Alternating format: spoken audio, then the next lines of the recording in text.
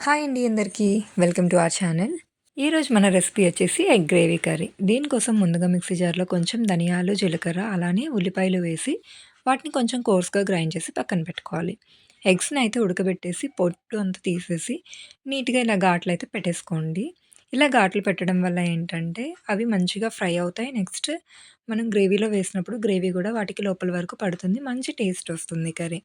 దానికోసం ముందుగా అయితే ఆయిల్ వేసుకొని కడాయిలో ఈ ఎగ్స్‌ని అందులో వేసి గోల్డెన్ బ్రౌన్ వచ్చే వరకు మంచిగా టర్న్ చేస్తూ ఫ్రై చేసుకోండి.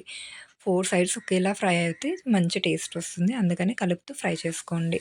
ఇలా ఫ్రై అయిన వాటిని పక్కకు తీసేసి అదే ఆయిల్‌లో కొంచెం జీలకర్ర వేసుకొని కొన్ని ఆనియన్ చాప్ చేసినవి వేసుకోండి. వేసిన తర్వాత అవి కొంచెం కలర్ చేంజ్ అయ్యే వరకు వాటిని ఫ్రై చేసి అందులో ఒక 3-4 పచ్చిమిర్చి అయితే వేసుకోండి. మీరు తినే కారాన్ని బట్టి. అందులో కొంచెం అల్లం వెల్లుల్లి పేస్ట్ ఏసి ఒక్కసారి కలిపేసి మనం తయారు చేసి పెట్టుకున్న ఆనియన్ పేస్ట్‌ని అయితే వేసేసుకోవాలి. అది వేసి ఒకసారి పచ్చి స్మెల్ పోయే వరకు కొంచెం ఫ్రై చేయండి.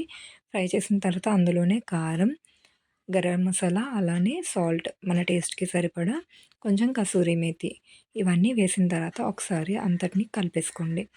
అది కలిపిన తర్వాత అందులోంచి ఆయిల్ సెపరేట్ అయ్యే వరకు కూడా దాన్ని బాగా ఫ్రై అవ్వనివ్వాలి. ఎందుకంటే మనం వేసింది పచ్చి ఆనియన్ పేస్ట్ కాబట్టి.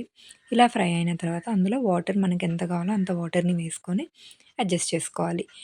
థిక్‌గా గ్రేవీ కావాలి అనుకుంటే వాటర్ తగ్గించుకోండి.